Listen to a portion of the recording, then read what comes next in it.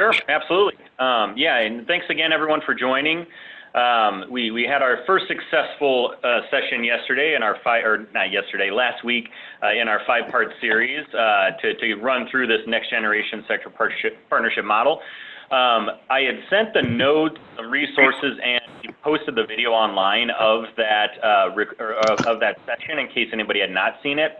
I'm working with our designer to have it embedded or uploaded directly to the Department of Education site. But in the meantime, you can go to YouTube and just search for the term Iowa Sector Connect, and that's where we'll be posting all of the videos. So that's Iowa Sector Connect. It's a term that we use for some of our networking and other branding initiatives that you'll also find on our primary sector partnership website that's on the screen here at sectorpartnerships.educateiowa.gov. I recognize a lot of the names, but I see some new names here. So those who are new to sector partnership or want to learn more, I'd recommend going to that site and either watching the first video or directly on the Department of Education site, we have Iowa-specific information. So a series of toolkits, some notes from networking conference calls to kind of learn what's going around the state, and an interactive map to see what's going on in your area of the state. So if you're not currently involved, there might be an initiative in your area, your backyard. So I'd recommend reaching out to them to kind of learn more what's going on regionally. If you see on that map that there's a big hole or there's nothing in your area, I'm happy to help with that. We're going to talk a lot today about the launching process and some more of the planning. I'm happy to do some of that direct consultation and direct support at those stages. As well as the longer-term management and sustainment. But I could talk for hours on this stuff, but I'm going to turn it back over to Emily. So visit the website and just reach out to me directly if there's any other questions or comments or advice necessary after the webinar here. Thanks a lot, everybody. I'm really excited today for our special guest and to learn a lot more about that business engagement and that support partner team building process.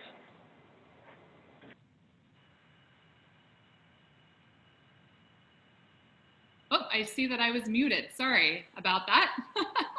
Talking to myself here. So thank you, Joe, and thank you all for being here today. As I said, I'm Emily Lesh with the Next Gen Sector Partnership Team. And what today, as Joe hinted at, that we really hope that you'll all walk away with is a really deep understanding of practical steps for moving your partnerships forward. And so whether that's launching a new partnership or moving an existing partnership that you have to the next gen model. And we know that many of you, in looking at those that are participating, there are many of you that have active partnerships.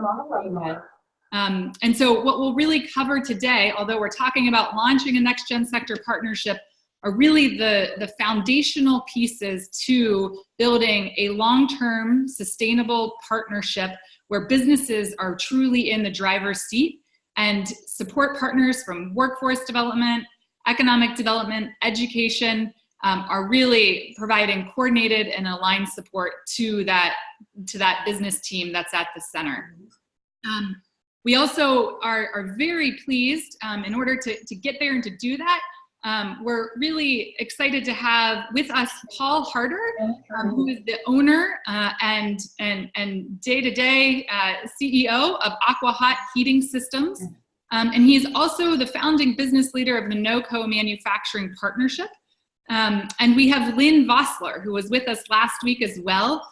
And she's the director of Workforce Solutions at Front Range Community College, and also a founding member of the NOCO Manufacturing Partnership, as well as the NOCO Healthcare Sector Partnership. Lynn has also worked with other partnerships as a mentor across Colorado and Wyoming, and serves as a Next Gen faculty member.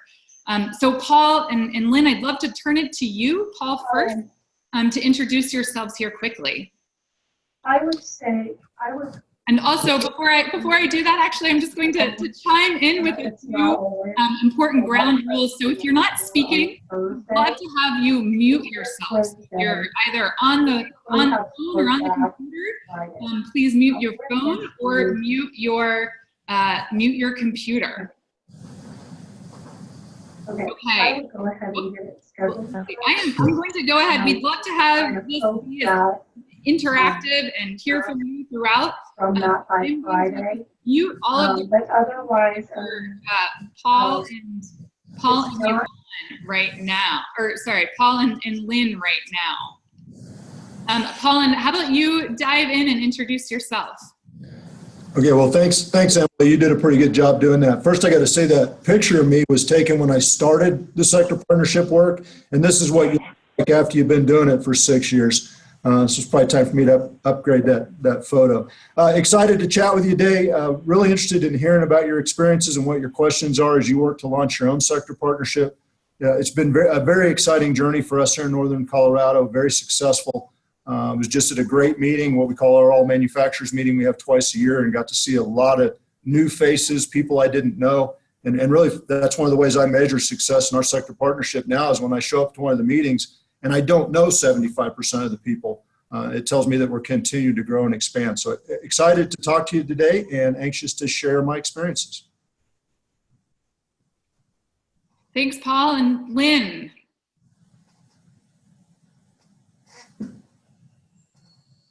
Lynn, you're muted. Oh, I can, huh?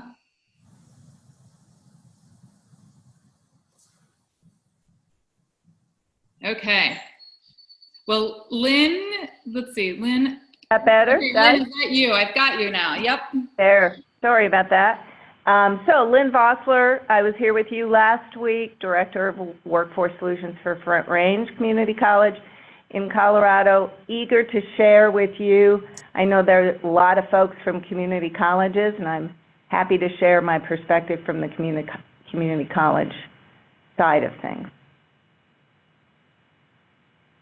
Great, thank you, Lynn. And it's such a pleasure today having Paul and Lynn on here in particular. Those that joined last week know that prior to my work with the National Next Gen Sector Partnership Team, I worked in Colorado for about 8 years as the Assistant Director of the Colorado Workforce Development Council, where I had the real honor of working side by side with Paul and Lynn. And so it's really fun to have them both on here for this conversation today. So with that, we would love to just spend a few minutes here, as we did last week, having you all introduce yourselves to one another. And so the way this is going to work is I'm going to split you up into breakout rooms automatically. And so there'll be about 4 or 5 of you per breakout room. And what we'd love to do is just have you connect with one another across Iowa. So this is an opportunity for you to get to know one another and what you're up to across the state.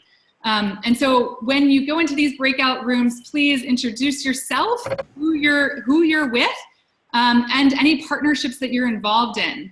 And for those that were on the webinar last week, we left you with some questions to think about between now and then. So I'd love for you to discuss those. So those were around what partnerships are active, what partnerships may be really primed for moving to this next gen sector partnership model, or any industries or sectors in your region that have a need for engaging in this model. So where is their opportunity for launching new partnerships? So we'll just spend a short amount of time, no more than 3 minutes in these small breakout rooms, but just use this as an opportunity to connect with one another. And as you're doing that, it may take one of you in the room not being shy and really initiating that conversation. So please don't hesitate to initiate the conversation. I've unmuted everyone, and you'll be joining the breakout room here shortly.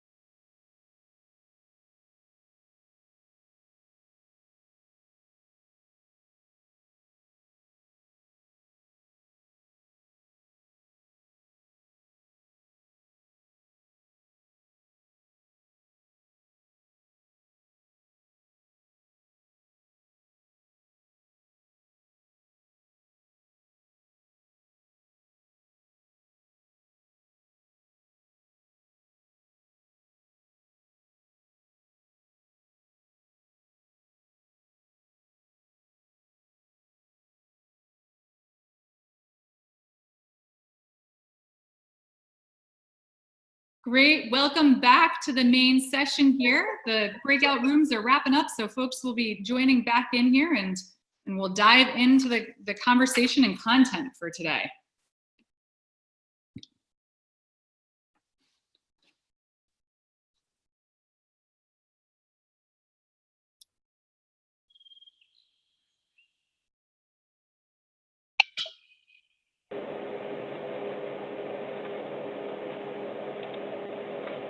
Welcome back to the main session, everyone. It looks like everyone is back here in the main session. Thank you all for the robust introductions. It was Hey everyone. It was great to sit in on a few different breakouts and hear the introductions and folks that are participating from across the state. Thank you. All right, I do see a few more just trickling in here, so we'll make sure everyone has sufficient time, and then we'll get going. Dig into the content. Okay, well, welcome back, and thank you all for introducing yourselves and getting to know one another in the breakout rooms there. We do want today to be interactive, so don't be shy. Ask questions, and we will get through some important content here as well. So before we dig into the step-by-step process for launching a next-gen sector partnership, I just want to provide a really quick reminder and refresh and recap of what we talked about last week, and some of the key distinctions of the next-gen sector partnership model. And so, as you'll recall from last week, as well as the video that I know you sent out to everyone, that hopefully you've had a chance to watch, next-gen sector partnerships are a very distinct model for building sector partnerships. And they're very distinct in several key ways. The first is that businesses very literally are at the center of the table in next-gen sector partnerships. And so you can see the graphic with the circle here on the screen. So businesses are at the center, and they're supported by a team of community partners from across economic development, across education. And when we're talking about education, we're talking about the full educational pipeline, not just community colleges, but also including K through 12, adult education, universities, community colleges, and other training programs that play an important role in training and preparing the workforce for today and the future. As well as other community-based organizations and partners are all really important to the next-gen sector partnership model. And what's really critical about this model is that businesses are defining their agenda, and most importantly, driving their agenda forward. And by the community partners working together and coordinating, they're creating a one-stop shop to work together with businesses. And so they're responsible for creating a coordinated and aligned response to businesses' needs, but also supporting the business leaders from that industry in an aligned and coordinated way. So I'd love to just pause here for a few minutes on what changes with next-gen sector partnerships, and some of the distinguishing features of next-gen sector partnerships. So the before is what we see across the country and working across the country, that oftentimes there's fragmented business outreach, and we talked about this last week. What fragmented business outreach looks like is one community college advisory board going out and knocking on the door of a business leader, and at the same time, the workforce center is out there trying to get in touch with the same business leader for their needs. And so what next-gen sector partnerships create is a united front. I'm going to just pause here and give you a few minutes to read through these before and after, and then I'm going to Paul and Lynn to really spark some conversation around before and after, and then would love to hear from all of you on the line about really what stands out to you from this before and after. And then just to preview what we're going to get into, because I know looking at the before and after may seem impossible. How can you really get from isolated projects to at-scale solutions? And so the NextGen step-by-step process and model for building sector partnerships will get you there. And we will get into that step-by-step process. The first one to reflect on what the changes are and why NextGen might be warranted in your community.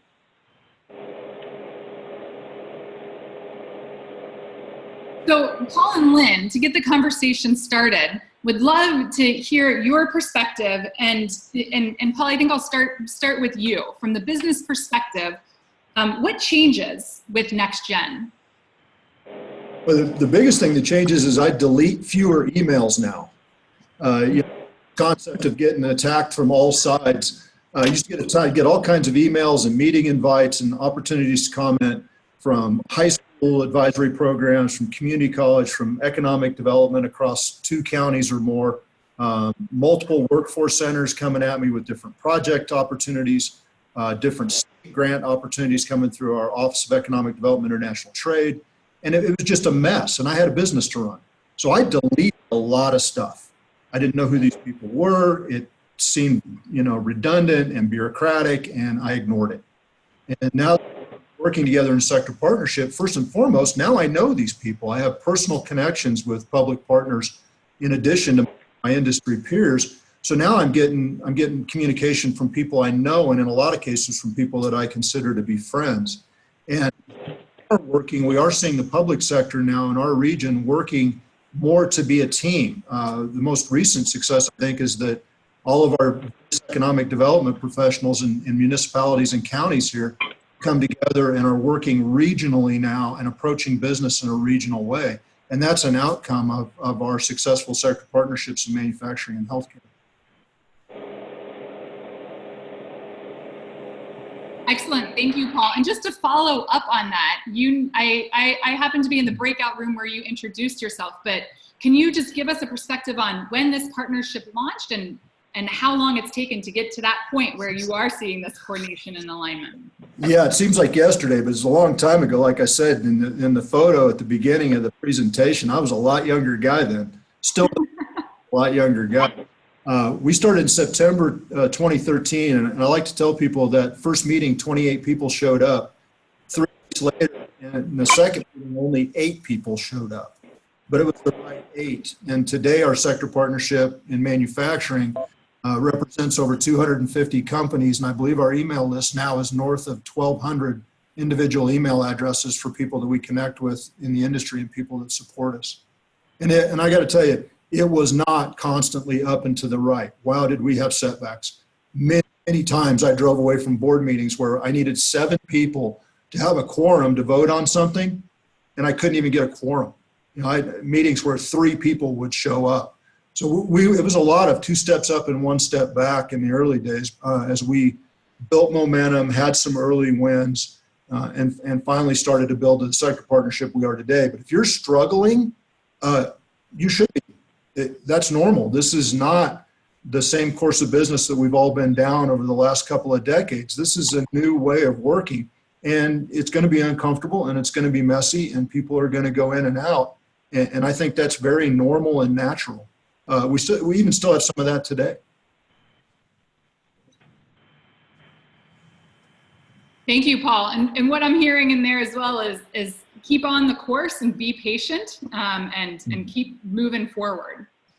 And I think that's important, especially as we're talking about, and as you noted on, just the alignment across partners. It takes time, both for businesses to gel and to move forward, but also for partners.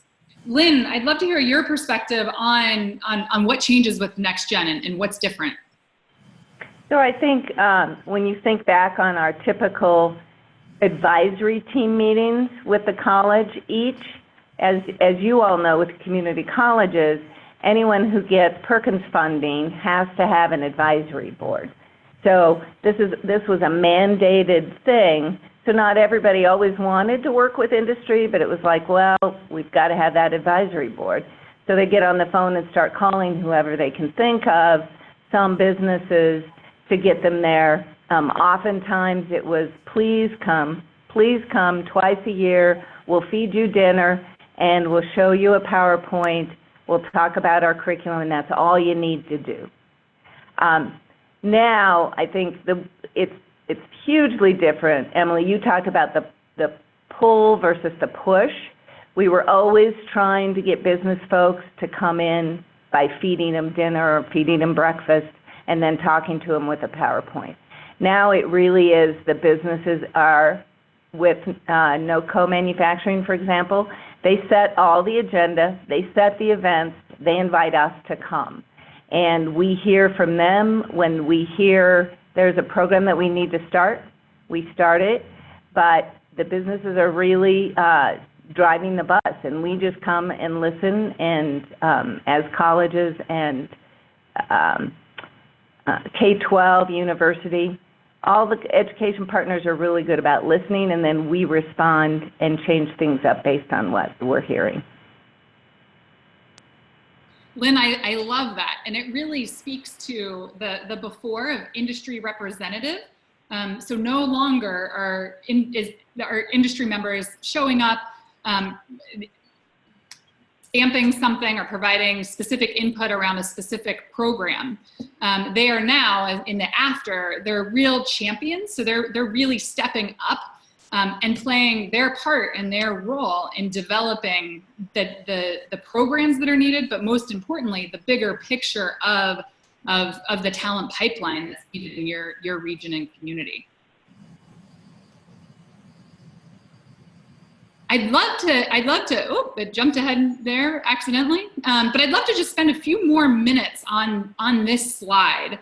And Lynn, I think where we were just getting to with a focus on the before speaks to the before here around a focus on training programs, moving into a focus on a coordinated talent pipeline. And Lynn, I'd love to hear your perspective on what shifts have been made in Northern Colorado from a focus on one program at a time to a bigger picture coordinated talent pipeline. And then Paul, I'd love to hear from your perspective how that's served you as a particular business, but also the industry as a whole. So Lynn. Yeah, so we, I think maybe 6 years ago, started really focusing on manufacturing. We started a machining program because we were hearing lots of cries from businesses who said they couldn't go forward without machinists. And we developed a machining program. Funny enough, we closed 2 down 4 years earlier because of low enrollment. But when we started connecting with the businesses and they helped us put the program together, they helped us develop the curriculum, they helped us purchase the equipment, provided expertise.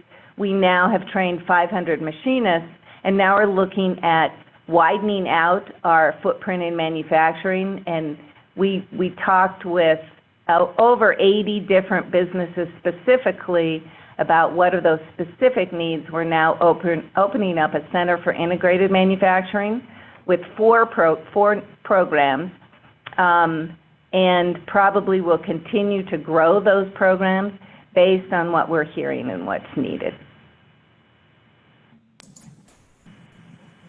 Yeah, I'll build on that, Lynn, and maybe talk specifically. Lynn mentioned the fact that we're approaching the advisory committee challenge in a different way. We now have a regional advisory that meets once a year where we'll bring in 50, 60 manufacturers, for example, and then have another, what, Lynn, 70, 80 educators will show up. Right. And we'll have a dialogue about what's necessary, where the shortfalls are in educating our workforce. And then the community college that Lynn works for, Front Range, went a step further and came to some of us in business and said, we need your help in developing curriculum. So we pulled together panels. We did some crosswalk exercises with the educators and curriculum developers. We brought in rock star employees that served in the positions that we were seeking to train and fill, and developed coursework that then those of us in the industry were invited to come in as guest lecturers and instructors and present that curriculum. and in some cases even presented in our own factories. I know for me personally, I got the chance with Front Range to be part of developing our frontline supervisors for manufacturing program. And it's a 10-course, 4 hours per course program that introduces folks to things like labor law, team building, problem solving, et cetera, through the things we want a manufacturing supervisor to know. And then from that, we got more feedback from the industry as they were sending their employees to this and said, hey, this is great. We also want to get them some critical thinking and more in-depth problem solving. So then we put together a 12-hour workshop in critical thinking. And that became so popular that we were even going in on site to different factories and training employees. And I know that for me as an instructor, particularly in critical thinking, I started seeing a lot of repeat business, same companies over and over again. And as I questioned these students as they were coming in, what I found out is a lot of the manufacturers were then making this coursework mandatory for their employees as they were being promoted and moved into frontline supervisor and management roles. So that, for me, that was great validation. That showed that, first of all, those of us as industry leaders, we did have an idea of what we needed and could articulate that. The community college helped us turn that into something actionable. And then we went out and presented that, then the industry came back and validated that effort by saying, wow, spot on, and I'm going to make all my employees go to it. So that's the kind of partnership that's developed. And something like, in my experience, and I've been doing this for a little while now, that would not be possible without this sector partnership model. I'd have never met Lynn Vossler. I wouldn't have the relationship with our area community college and high schools that I do today without that. And I see a lot of you on the call are with community colleges, and I really applaud you for being part of this. I'm a firm believer that our community college system in the United States is, if not our best, certainly one of our best weapons in this fight to develop our future workforce. You're flexible, you're responsive, you're tied into the community, you can react rapidly with non-credit, non-transcripted programming, and you're able to then show back to the industry leaders that things are really happening. This isn't a meeting where a bunch of people got together and ran their mouths and had some snacks and then we left and, you know, maybe in 6 months we'll hear something about it again. Real work happens, and there are real deliverables and real improvement for the industry. That's a really key role that the educators play in this.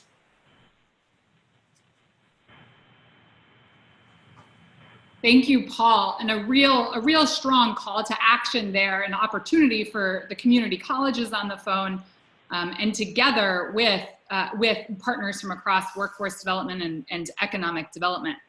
And Paul, I just want to hit on a few important lessons that you already highlighted. So you said, what I learned is that as industry leaders, we really know what we needed. And then number two, that the community college and partners are really able to make it actionable. And the thing that I'm going to add to that was really demonstrated in that example is that the community colleges and other partners also really had to listen very carefully to what your needs are, and in order to be responsive and to create that action that really meets your needs as an industry and manufacturer. And so, Lynn, I want to just turn it back to you really quickly and ask you, from your perspective, what your experience has been in adapting to this model and to really taking on this model to one where you are listening.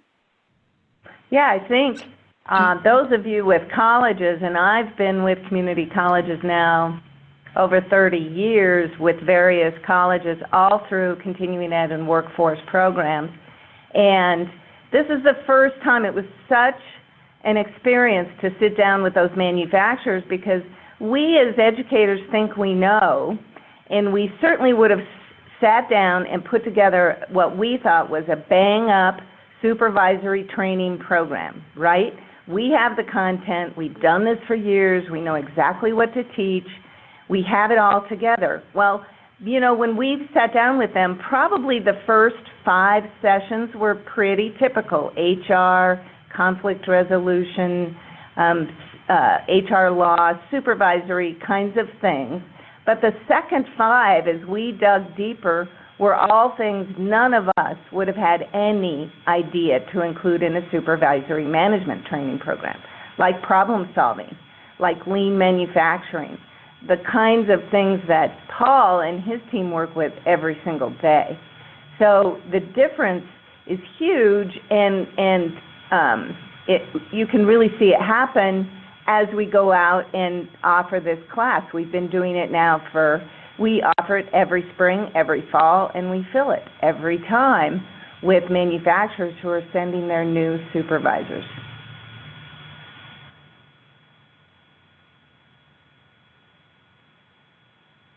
Oh, I did it again, talking with the mute on.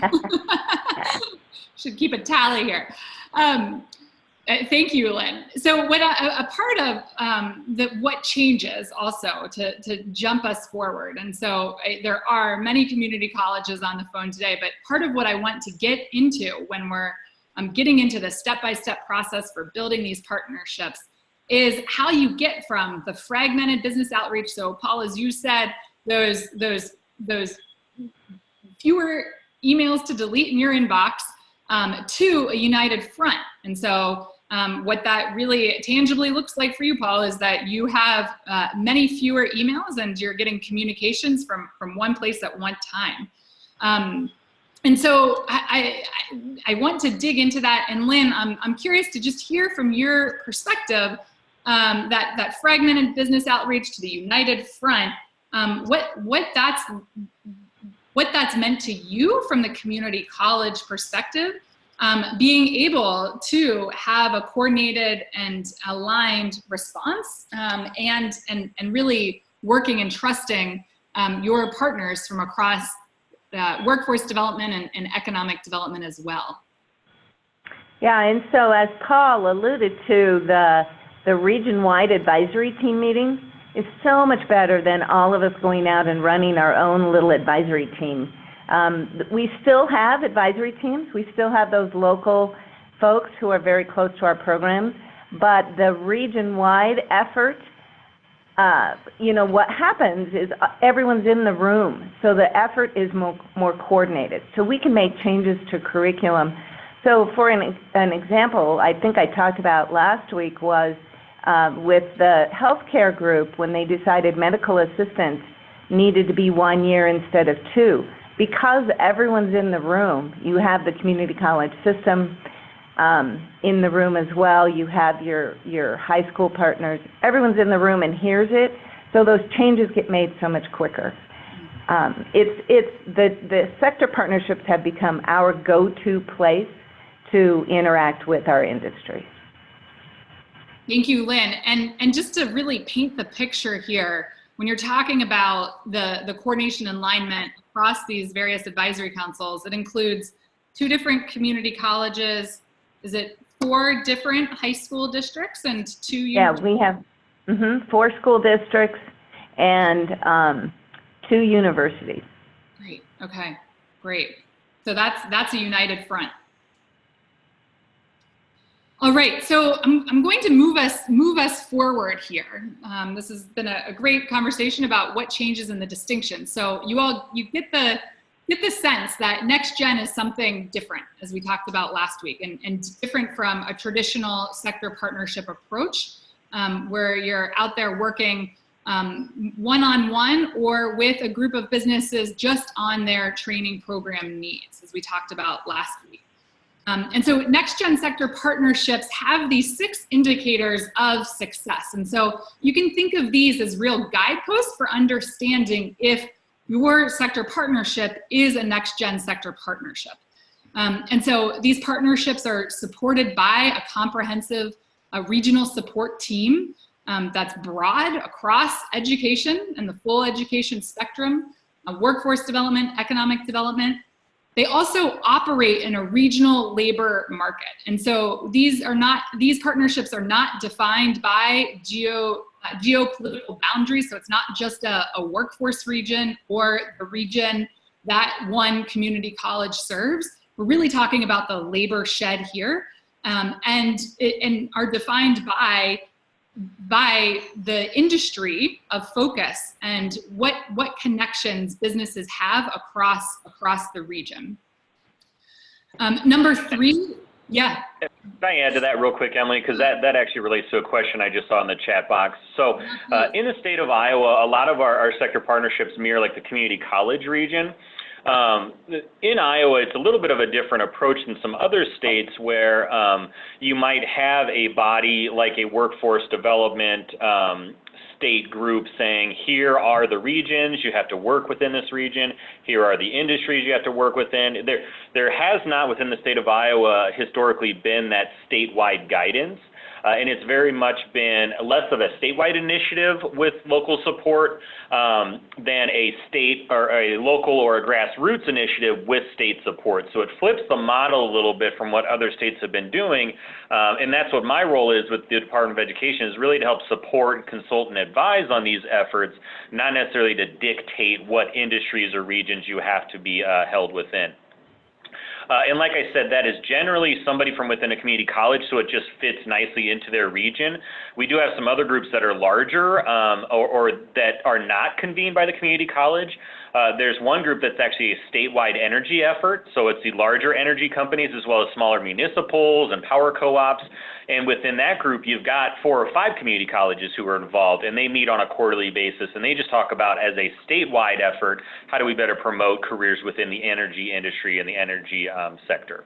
So I wanted to just throw that out there. I also just wanted to mention that although we're talking about launching, you'll hear the term launch a lot, that doesn't necessarily mean it needs to be a new effort. A lot of these strategies you can pull out for your current group to like reboot or refresh or bring some of these strategies that you might find or you think might be useful to your team and just say, hey, this next gen model promotes this, X, Y, Z. How do we feel that would work for our group? So although, and I know, Emily, you're probably going to mention that, but I wanted to throw that out there because I know we have a lot of current groups on the webinar here today that although we're using the terminology of launch and plan, this definitely relates to current initiatives as well. Thanks, Joe. And I'll just piggyback on that and also just highlight that these partnerships are really regional by nature. And so they're all about the needs of one industry within a regional economy. And so this model works for regional partnerships. And they also do not work when states from the top dictate this region or this set of 12 counties needs to launch a partnership focused in manufacturing or in a particular region. So it's really all about regions and the industry leaders from one industry being empowered to move a partnership forward with the support and coordinated support of partners. So it's great that from Iowa, I'll say from the perspective of that it's not being dictated from the top. And I will say that states that have tried to dictate partnerships to build and where and define regions really specifically have not come up successful because it really is about the needs of businesses and business needs and business relationships. And how they work together and the labor shed that they're pulling from do not relate to the geopolitical boundaries that we have constructed within our systems, our education, workforce, economic development systems. And Paul, I'm curious if anything stands out to you as we're talking about businesses here and what you relate to. Would love to just get your thoughts. Right away for me, an indicator of success when I go to work with a sector partnership, I look to see who's put together the agenda for the meeting and who's leading the meeting. Worked with a group in another state that was struggling, and I went to their meeting, and it was being run by the Regional Chamber of Commerce. That's, in my experience, not a successful model for a sector partnership. The industry people were scattered around the table, mostly silent, and they were at a Chamber of Commerce meeting. They were not at an industry-led sector partnership meeting. So I think I would add that to indicators of success. Where does this stem from? The conveners and the public partners act as the glue and act as the energy to push the industry people to the front of the room and get them to truly take ownership and define real work with specific deliverables that they're going to be responsible for when they walk out. I went to a convening for a group, and it was also led by a public partner. And at the end of the meeting, the public partner said to the effect to the industry folks, "Great, thanks for the feedback. We got this. We'll report back when we're done." And the industry people just scattered like quail, ran for the doors. They'd already been on their phones. They had 26 emails. You never saw a more checked out group. Those are things that concern me when I see that. We got on the phone with some of our sector partnerships here in Colorado, a group of them, and had the "how's it going? What are your struggles?" conversation. And what we found out was many of them, these were public partners on the phone that were struggling and conveners on the phone. They had not identified industry champions. We said, "Well, have you identified initiatives?" "Yeah, we've got 3 initiatives." "That's great. Who's the industry champion for each of those initiatives?" And it was crickets, silence on the phone. And I'm like, wow, you're going back to business as usual. If the industry folks don't feel strongly enough to step up and put their name on something, you're either on the wrong initiative or you've got the wrong industry people in the room. So I think that's a real important litmus test for you. Excellent. Thank you, Paul, and well summarized. So from here, I think this is the perfect segue into what it takes to really build a strong next-gen sector partnership, or as Joe said, to refresh or revamp an existing partnership that you may have. And so if you look at those indicators of success on the prior page here, and you look at these and you think we're kind of coming up short in a few of these, or we are coming up short on many of these, then it's a really good time to really take stock and think about a refresh or a relaunch for your partnership in order to get businesses in the real driver's seat. And so the next gen step-by-step process that's outlined in the training manual on the website will help get you there. And so for the remainder of today, we're going to really walk through the foundational steps for either refreshing or revamping a partnership that you may have, or launching a new partnership.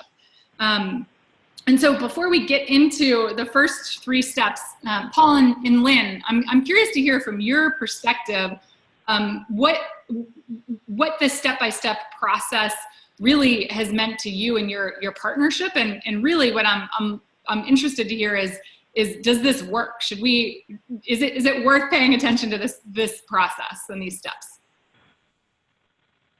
So Emily, I would start out by saying absolutely. I would follow this process.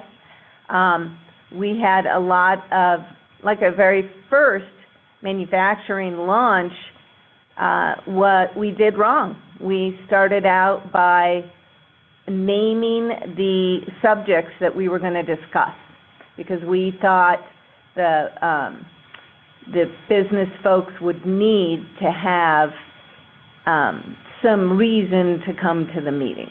And so we as conveners named the topics, because we were sure they wanted to talk about workforce development. We were sure they wanted to talk about access to capital.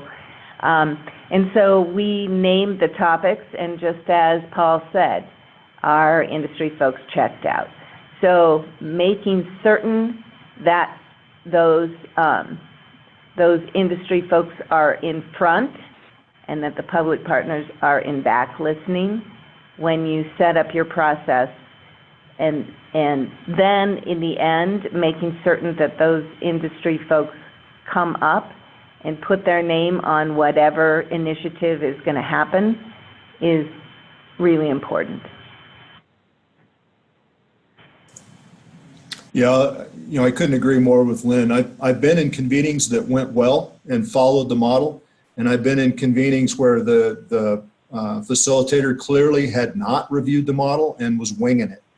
And it's jarring to me now to be in those sessions where I know right away that the person who's facilitating the convening isn't following the model. And I've yet to see anybody be successful not following the model. And there are a couple of really key things in that. When I went to my very first convening, Lynn was there, and Lynn made me sit in the front and made all these other great people sit in the back, and I didn't like that. And I pushed at Lynn a little bit about it. I said, hey, what's with this? We don't have first and second class citizens here. Why are these folks being told to sit in the back? And Lynn has this great way of being quietly insistent. She's going to be nice, but you ain't pushing her around. And she kept making me sit in the front. And it took going to several meetings before I realized Lynn wasn't making those people sit in the back.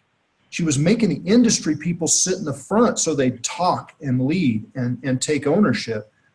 Because they were all too ready to just hand it off to the public partners and say, oh, another one of these meetings, great. I stopped in. They had great snacks, but I've got a real job to do. And she made this the industry people's real job. The second piece of that, to me, that really stands out with the sector partnership model, of course, is, as Lynn said with NextGen, you don't go in and assume what the initiatives are going to be, the things that are keeping the industry folks awake at night. You can guess what they are. After you've been through 3 or 4 convenings, you pretty well know what they're going to talk about. But you need to let them initiate that conversation and establish their dog in the fight. Talk about what's keeping them awake at night. And then what that leads to, and probably the most important thing that has to happen, and the NextGen model covers this, you have to have the call to action. You have to challenge those industry men and women to get up and put their name physically on that wall and put their name on something that they're willing to commit to. And if they don't, you're talking about the wrong stuff. If they're going to sit there and expound upon all these problems, blah, blah, blah, and we need to fix it, and they fill up we use the blue wall. Does everybody use the blue wall, Emily? Is that a thing? You can just nod. They do the blue wall. It is a thing. That blue wall are sticky notes. So if all these sticky notes go up and you can't get those industry people to go up there and put their names on them, they're the wrong things. And you got to have that call to action. In a couple of these convenings where they didn't do the call to action thing, and I want to scream no and run and lock all the doors. You got to get them right out of the gate. So follow the model; it works. And when people don't follow it, wow, you see the train wreck coming. Paul, I'm just going to follow. This is a question that I have for you, and something that a question I've gotten frequently. And even I can think to myself when I was first working with you around sector partnerships, Paul, in Colorado, of this call to action and can we really ask business leaders to step up in this way? You're really busy. Like you're the owner, you're running this company day to day. Like, can we really ask you to step up and do this? Absolutely, you can. And tied with that, if you ask a group of business leaders to step up and 2/3 of them say, I'm too busy, don't worry about it. Take the third that are willing to step up and run. Like I said, 28 in our first meeting, 8 in the second meeting, and then even of the 8, we couldn't get them all to show up to subsequent meetings together. So we started with a very small group of people who were willing to commit, to be visionary and see the potential in this, and it grew from there. So run with the people who are your thought leaders and the people who have faith and are willing to take a chance with this. And they will step up. An important part of that is giving them real work to do. Don't corral them into a room and then just do a whole lot of talking with no assignments and no real work and no deliverables. Make sure they have those to do. Now, I know I'm jumping ahead on one of your questions, I think, Emily, but involving the business leaders in this early process is really important because in a lot of cases, they represent resources and horsepower.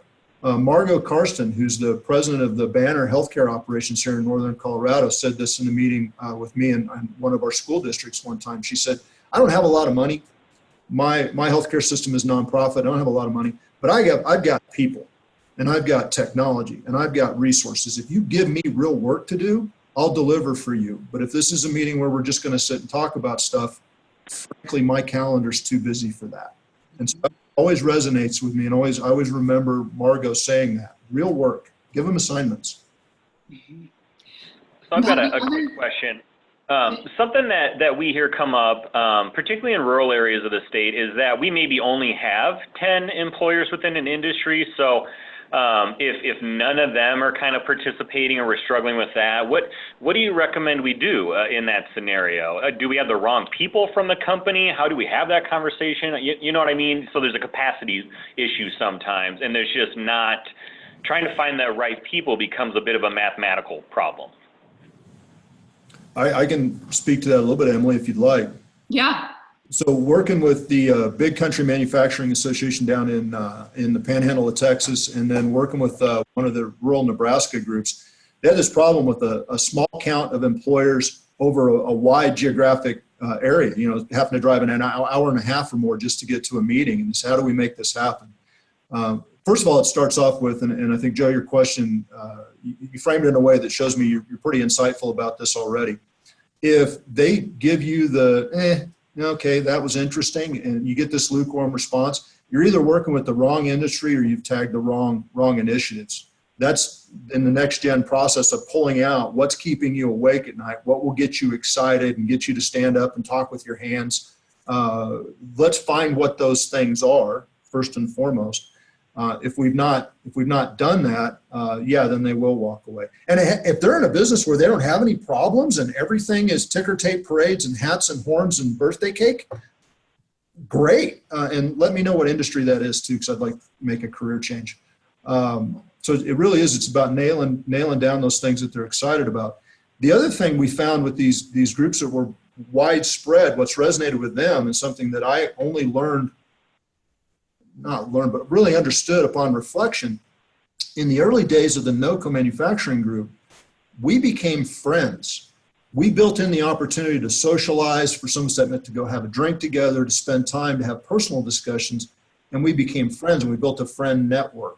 So that when I went to my sector partnership meeting, it wasn't something I was obligated to do or another thing in my calendar. I actually looked forward to it because I got to go see people like Lynn, who's become a very good friend of mine.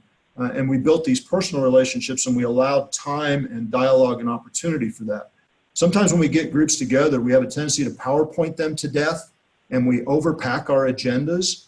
Allow time for dialogue and personal relationship building to pull these groups together, particularly where you've got low density and big geographic regions. And Paul, one thing I want to hit on and just piggyback on in response to your question there, Joe, around low density and big geographic regions is sometimes in those regions, I have definitely had, sometimes in those regions, we think that people won't travel from one part of the state to the next. Business leaders won't get in their car and drive 2 hours. And I think of one example from a manufacturing, actually, a partnership I've worked with in central Pennsylvania, as well as a healthcare partnership there, where they said, and the organizing partners up front said, we need to keep this to our county, this partnership to our county, because these business leaders they're not gonna cross the mountains. They're not gonna get in their car and make that hour and a half, 2 hour drive and cross those mountains. Those mountains are a real geographical barrier here. And there's weather and there are all kinds of things that come up. But they went for it after some advice from others, and they just cast a wide net across a broad region and invited folks. And today, those partnerships are both really successful and continually attract.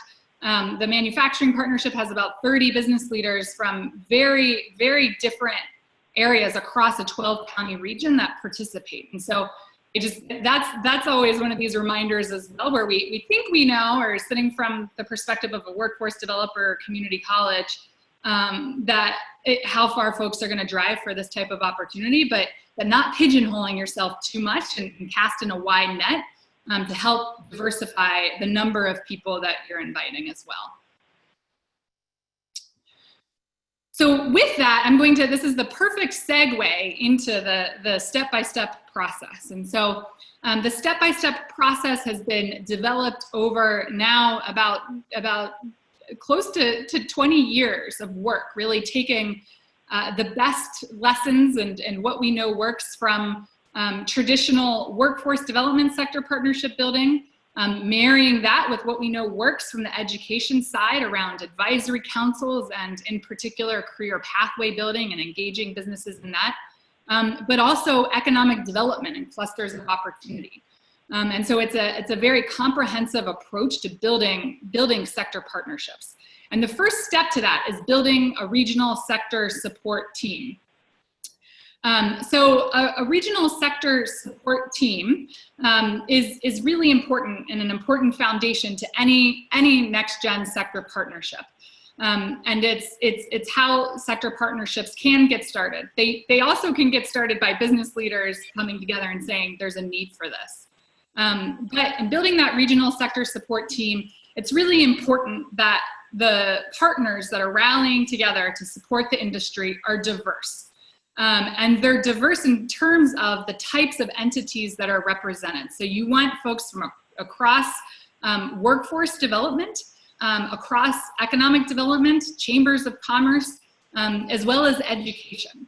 And the reason is that one of the key reasons that this model works is that, as Paul said, you're cutting down on the number of emails that a business is receiving. So you're creating that centralized table to work with businesses. And you, as a team of community partners, public support partners, are really committing to coordinated and aligned action. I will say, and just a word of caution, folks often say, I've heard a lot about how these sector partnerships are really great and they work, but there's got to be something here that doesn't work well. And I will say that oftentimes this first step of building a regional sector support team and having a diverse team that really is truly representative of workforce education and economic development and committed to action is where the biggest hang-up can come in. And so if this is about one organization really leading the charge and having this sector partnership, if it's about one chamber of commerce or one community college, the partnership will not work. So having a diverse team and building that up front in the first step is really critical.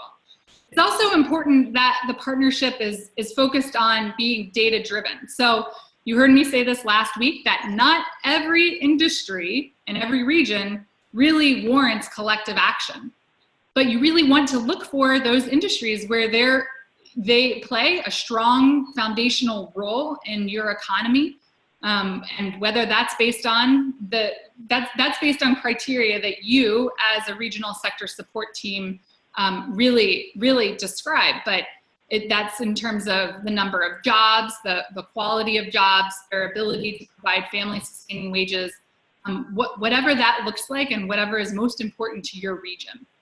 But using data can really help you as a team hone in on where to start. Lastly here, and this might be the most important, and I think is the most important, as I noted earlier, but the team has to be committed to shared action. And so you have to be committed to really stepping back and letting industry drive the agenda and making space for industry to drive the agenda. You have to really be willing to jointly identify and agree to roles and responsibilities. And this includes who is going to convene or co-convene the partnership. And it also, and really importantly, means that you're committed to following through and supporting industry priorities. There's nothing that will make a sector partnership die more quickly than not following through and not having action after a sector partnership meeting. I'm going to move us forward here and dig into a little bit more what the role of a convener is. And so the role of a convener, and if you think back to that first circle graphic that I showed, there's a circle and then there's a little yellow triangle. And that's the role of the convener. And we talked a little bit about that yellow triangle last week. But that convener is someone that's neutral, that is really committed to providing the backbone support to keep the partnership moving forward. They're making sure that the notes from that partnership meeting get out to the full group of business leaders within a week. They're responsible for tracking the RSVP list, knowing who's coming, reaching out to the other regional support team members and saying, all right, we only have 5 RSVPs for next week. We gotta drum up more support. Once a partnership, and this might be true for the partnerships in Iowa that are already out there. The convener is the one that's responsible for reaching out to the business leaders or alerting the business champions about where things stand. And so it's really important that this person is trusted, that they're credible, and that they're willing to take off their hat as the community college workforce director or as the Chamber of Commerce executive director. It is not a role that they're taking on to serve their institution. Of course, there are benefits to that, but it's really important that they can play that neutral role. And in doing that, they're really responsible for overall coordination, as I said, with communications, and also connecting, helping to bridge relationships, leverage relationships, and also facilitating. Now, I know it says facilitating here, but they're not necessarily the person that is responsible for facilitating, but they're responsible for ensuring that there's someone identified to help move the meeting forward. And so in the case of NOCO, and you heard Paul say this earlier, that an indicator of success is who's really running the meeting. And so if the chamber has created the agenda and is running the meeting, that's a big warning sign. And so this person is responsible for making sure that Paul and his other colleagues know that it's their job to really step up and run these meetings. So with that, I'm going to pause. There was a lot of information. And Paul, I want to ask you why a regional sector support team really matters, and what difference that coordinated support has made to you as a business leader. You know, it's starting off, just as you said, I reflecting back on our facilitator, our lead convener, when we came together in that manufacturing group. Ann Hutchinson from Fort Collins Chamber of Commerce led that first meeting. And I didn't know Ann. I walked in the room, didn't have a clue who she was. And I'd have had no idea that she was with the chamber because of the way that she handled that convening. She followed the program. She asked us what was keeping us awake at night. She didn't try to herd us into any certain agenda. She drew everybody, all the business leaders in the room out. They went through the call to action, the whole bit. It was only later that I found out she was with the chamber. I had just assumed she was a professional facilitator that had been brought in because she played the role so well and was neutral. Now, when we got together, of course, a couple of workforce things popped up. Of course, you know, you get any group of business leaders together, they're going to talk about workforce. But we also talked about networking. We looked around the room and realized very few of us in the room knew each other. And then when we delved a little deeper, we realized not only did we not know the other 27 people in the room, we didn't know the other 300, 400, 500, 600 manufacturers that were in a very small geographic circle around us. And so we set up, one of our first initiatives was networking, and we set up a subcommittee to work on that. And I was partnered with Sana Kendall from the City of Fort Collins Economic Development. So we had a public-private co-leadership of that committee. And that worked really, really well. That led to a trade show, lunch and learns, B2B events, et cetera. We did some really cool things. But had there not been regional resources in the room and a variety of them to then help pick up with our talent initiative and our career awareness initiative and our networking initiative, we'd have struggled. You know, we needed those resources, those partner resources from the public sector to help us out. And Joe, this kind of goes to your question earlier. Then by having folks that were across a broader geographic region, then we were able to establish some critical mass. You know, maybe there were only 2 of us in the room that were really interested in the networking initiative, but the regional partners knew other folks in our industry that might also be interested. And so then they put us in touch. And importantly, we contacted them as their peers. They didn't get a call out from their local economic development person. They got a call out from me. You know, I got a hold of them and said, hey, I'm Paul Harder. I run a manufacturing shop about 30 miles from yours. I'd really like it if you'd come talk to us about a networking initiative. So the regional approach to this got us the right people to be partners, got us a diverse set of contacts and regional resources. It was really important to have that set up right out of the gate.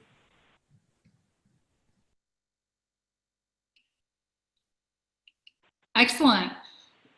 So Paul, I'm going to use that to move us right into the second step. So once you have that committed regional sector support team, it's really time to prepare to launch. And so for Paul, this is thinking back to 2013 and Lynn. But what they did up front was identified some and cultivated some key champions with some key traits. And so you heard me last week talk about how next gen sector partnerships aren't partnerships of HR leaders. They're partnerships of decision makers and CEOs from their businesses. They're really passionate about their industry and their community. And that passion doesn't show at all with Paul there. So you're looking, I think Paul is a great example. You're looking for those leaders that are really passionate and they're willing to roll up their sleeves and get things done.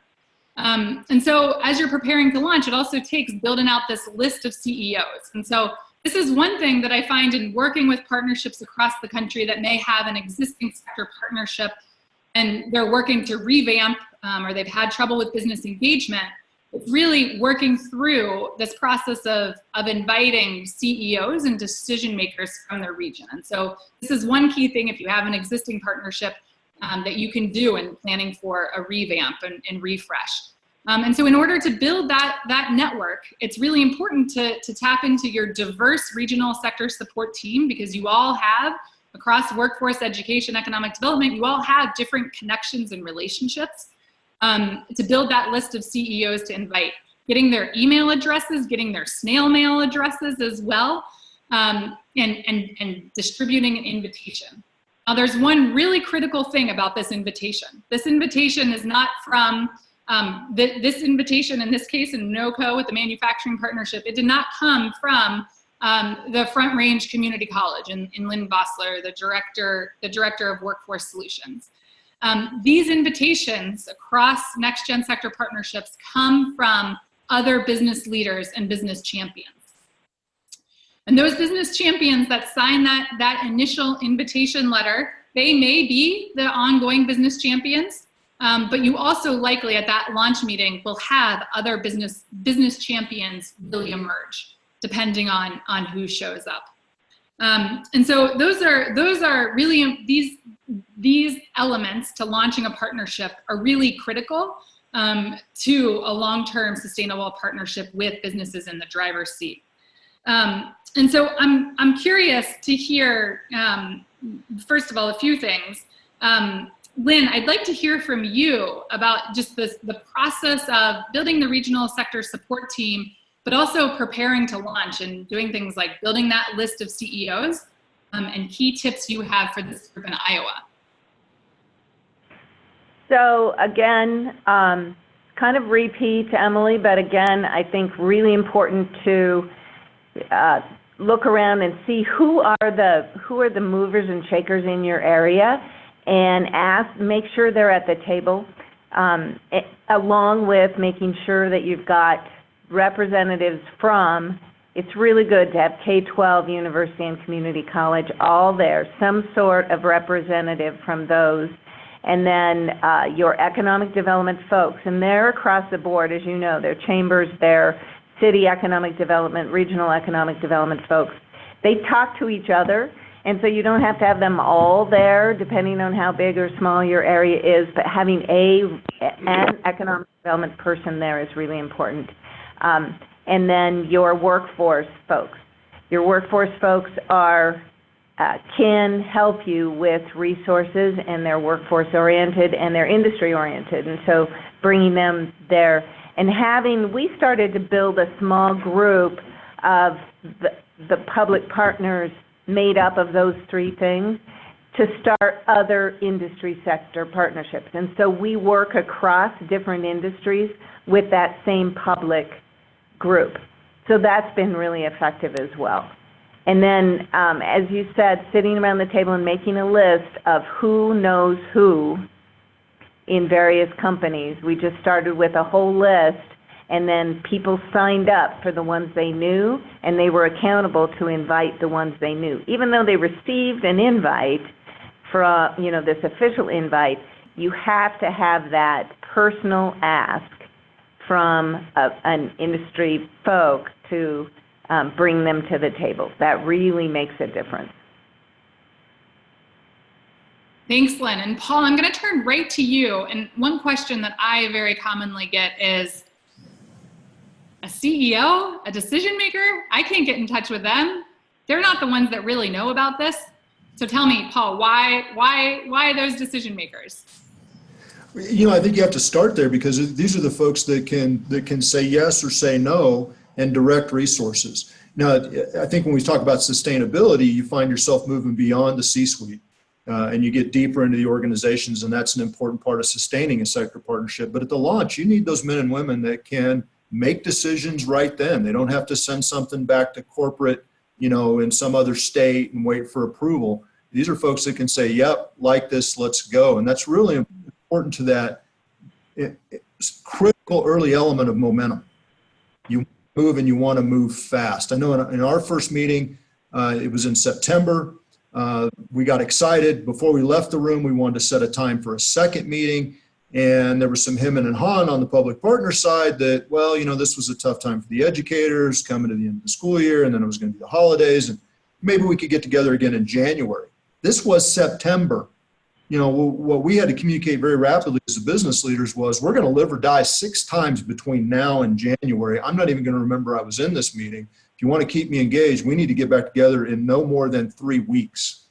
And we did do that. And that's the result of having these decisive decision-making men and women in the room that are saying, hey, look, we signed up, we're excited, you got us going. Don't put us on hold for 6 months. This needs to happen right now. Mm-hmm. And I say, you start there. And I see, by the time we get to bullet 5, I think we'll talk about getting deeper. But starting with the decision makers is a big deal. It's also a big deal if you can't get them excited. These are the people that are going home with this load and waking up at 3 o'clock in the morning going, workforce and transportation and personal property tax. They're the ones that really are awake at night. And so you should get an impassioned response from them. So I think you have to start there.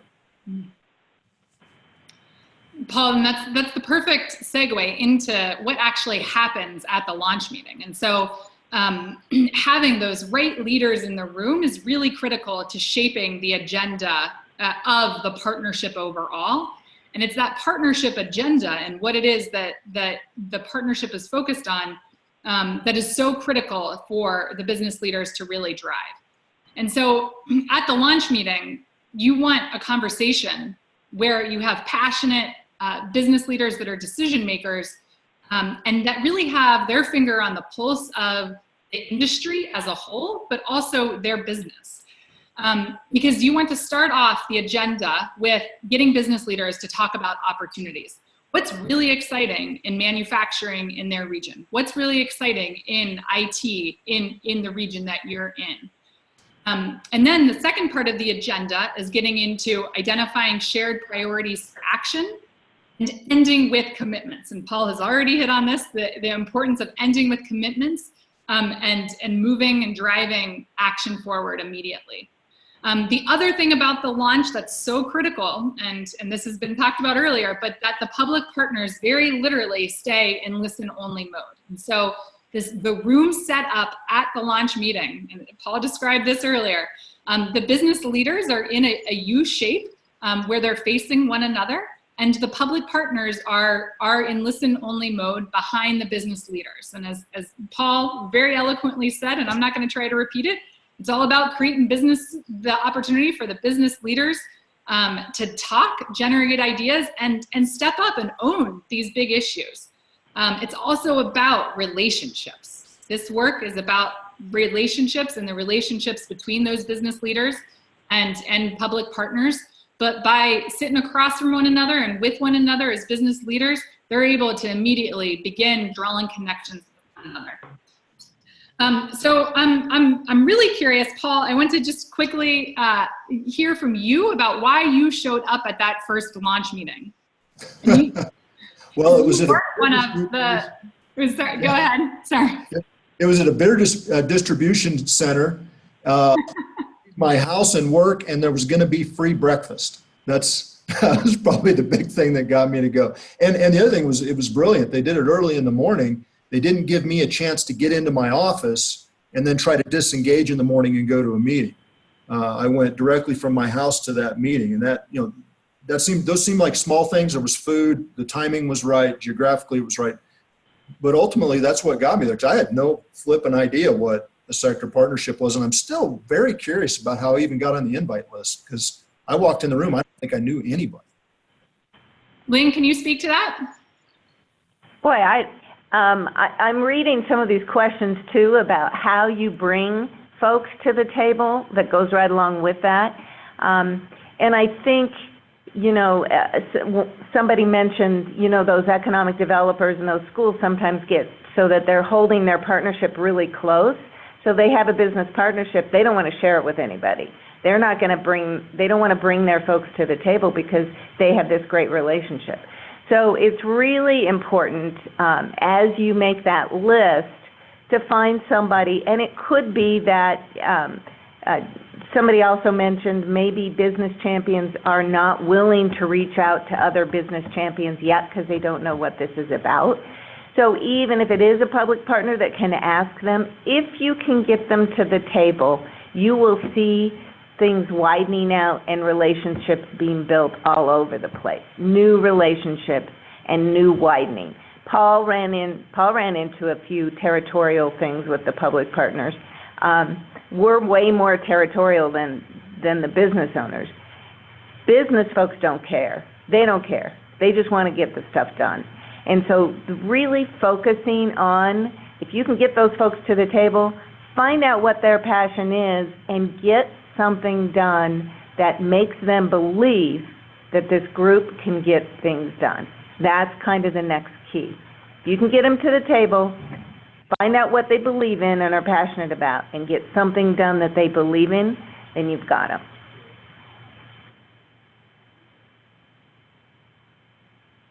Paul, I would love your perspective around this question of being territorial. And it goes back to something I said in the first step here, building that regional sector support team and gaining that commitment. And I will say that being territorial and not having that commitment up front is what I have seen most frequently kill partnerships. So Paul, I'd love your perspective from a business leader.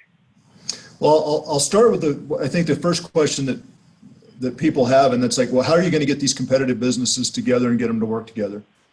In my experience, that's one of your lesser concerns. You'll have a couple that'll say, I'm not going to go because, I have a sheet metal shop and so-and-so has a sheet metal shop and I hate so-and-so, and if they're there, I'm not going. You'll get a few that'll do that, but by and large, that's not going to be your challenge. Again, the thought leaders, the passionate people, the people who are willing to be visionary and think outside their little concrete box, you're going to find enough of them. They're going to show up.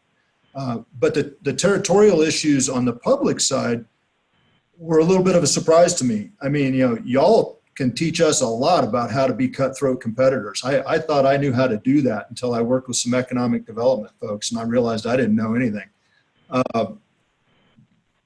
That can be a struggle, and it will kill a sector partnership. I've seen two of them go down in flames because the public partners were duking it out in sight of the industry folks, and the industry folks said, I ain't got time for this, and they bailed. So that I think early on, and Lynn, you could probably speak to this better than I can, but when you're building the regional support team and preparing for launch, you need to sniff out and deal with those territorial issues right then. And the folks that are going to be part of that support team have to be willing to think on a larger scale and think outside their traditional swim lanes. If they're not, and again, Lynn, I'd invite you to add in, my suggestion would be you either need to tune them up or get rid of them. Because if that comes out when you get in front of the industry folks, they're going to run for the exits. Absolutely. And Paul's being really nice that he was right in the middle of a few of those where economic developers would walk into the room and see another one and say, what's she doing here?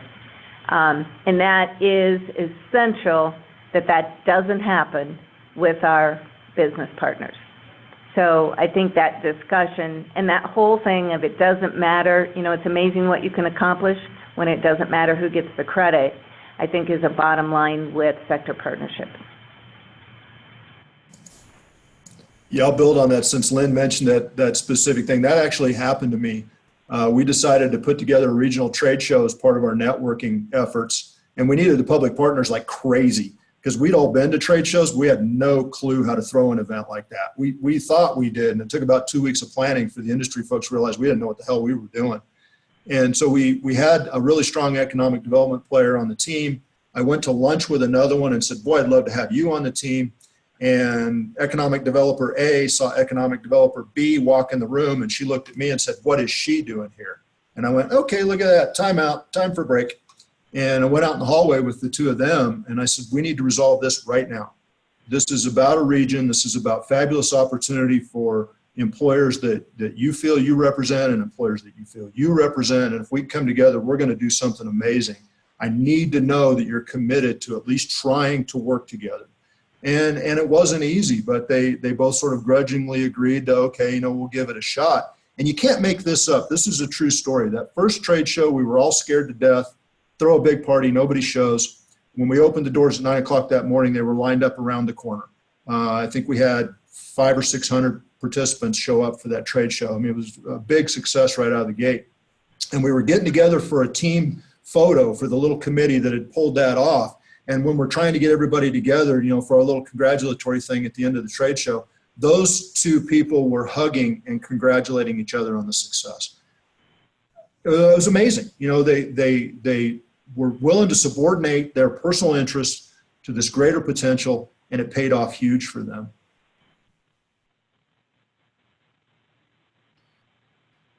Thank you, Paul. And that summarizes well what these partnerships are all about. It's about putting the interest of your community and the regional economy and opportunities for your community ahead of any individual organization or any individual. So I think that sums it up well. Unfortunately, we are getting very close on time here for today. Paul, I do want to go back to this question of how you got invited to that original meeting and why you showed up. It's my understanding that you, so what Lynn and her team did was pull together that list of CEOs, and you happened to be on that list, and you got a snail mail invitation, I believe, or an email, and you showed up. And now, this many years later, Paul is really championing that partnership and has helped really guide it and move it forward. So don't be afraid to make that ask. I think is an important lesson there. Absolutely.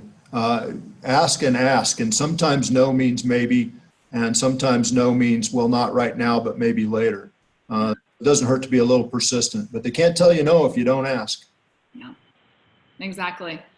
Thanks, Paul. So next week we'll move into the moving into action and sustaining and evolving, and have time throughout the rest of this webinar series to dig into these deeper. For today, Paul, I want to turn it to you and ask if you have any final advice in 20 seconds or so for the Iowa crew that's on the phone here. Yeah, just a quick anecdote. From that first meeting, there was a gruff old guy sitting next to me, and if I was calling him old, you can imagine how old this guy was. I don't know why he was still working. And we got done, and we had all the issues up on the board, and he kind of leaned over the table, and in his gravelly old voice, he goes, yeah, I was in this same damn meeting 10 years ago, and we talked about this same stuff, and I don't know why I'm even here. And I in that moment, it hit me, and I said, you know what? He's right. He's right. And our successors are going to be in this same meeting 10 years from now if we don't take this opportunity to personally step up, put our names on that board, and fix this stuff. They're problems for our industry, and we need to own them, and we've got partners here that are ready to help. So the time's never been better. We need to act now. Well said. With that, Joe, I'm going to turn it to you to wrap it up. I don't think I can top that. So. Right, I'm not sure I can either. But yeah, I know we're running really short on time, and there's been some terms being tossed around like the blue wall. I know we're going to spend a bit more time next session talking about that, and really a great exercise to try to form those goals and that industry-led decision-making points for the group. And so I know we're going to talk a bit more about that, and then the call to action. So as you're learning, as we progress through this webinar series, this model is very action-oriented. You're going to have kind of that put up or shut up moment where you come in where you don't have the same people 10 years from now saying, why are we still doing this? You know, nothing ever happens. So unfortunately, that has occurred in a lot of our communities across the state of Iowa. It's just something that happens. So this is very much a different approach where we are going to get things done. And it's going to take a little bit of time. I appreciate, you know, earlier in the conversation talking about that it did take a long time to earn that trust and to add that value. So try to remember that it is a marathon, not a sprint. Be watching for an email, hopefully by Friday again this week, with some additional resources. I'd recommend checking out some of these websites. I know I put in the chat box that the Next Gen website has a ton of awesome free resources to check out that we've leveraged and that I've talked about as I travel around Iowa and do some of our consulting and some of our resource development as well. But I'll be sending the recording for this webinar by Friday, and then again, our YouTube channel is Iowa Sector Connect, so check that out. I know I had briefly mentioned it last webinar, but the community colleges are coming together as groups to provide a kind of a follow-up to these webinars as a sector partnership workshops. So we're still trying to design what that might look like. And again, having that much more of a grassroots, not a state of Iowa thing, but a grassroots effort. So it might look a little different as you travel around the state. They're still kind of ironing out what that looks like and dates and so forth. In a similar vein, I just saw that the locations are now announced and you can register online at futurereadyiowa.gov for the Future Ready Iowa Employer Summits that begin in September, and I believe they run through October. So if you go to futurereadyiowa.gov, there's another opportunity to have a community conversation and to begin that process. And I would strongly recommend being at those meetings to make sure that the local sector partnership has a voice at those events, as well as trying to just better understand your local employer needs and your regional industry needs as well. So check out those two resources. Also be sure that you're checking out our website, sectorpartnerships.educateiowa.gov. Over the next couple of weeks, we're going to be releasing a couple of new tools that I think are going to be of interest. The first that's releasing next week is a toolkit to help healthcare providers across the state better understand work-based learning. So it's something that we hear a lot in our sector partnership meetings, is that I wish I had a better relationship with my local educators or my local employers to get more high school and middle school students involved. So we're developing a series of industry-specific toolkits or guides, and the first one that releases next week is in healthcare. So watch for that. And then we also have a career pathways project that is coming to a close for the building trades industry. And there again, we hear from a lot of our sector partnerships that I wish I had more resources or a better connection to our local workforce about how many amazing careers are available within the state of Iowa in different industries that they're just not aware of, unfortunately, sometimes. So watch for those. That'll be on our website within the next couple of weeks. And then we're going to keep moving forward with other industries. So with that, again, thank you very much. Emily, you did a great job. Paul, thank you very much for joining. Lynn, as always, a great job. And I think we'll go ahead and close out here, unless, Emily, you had anything else to add. That's great. Just a big thank you to Paul and Lynn. And Lynn and I will be back next week and look forward to connecting with you then.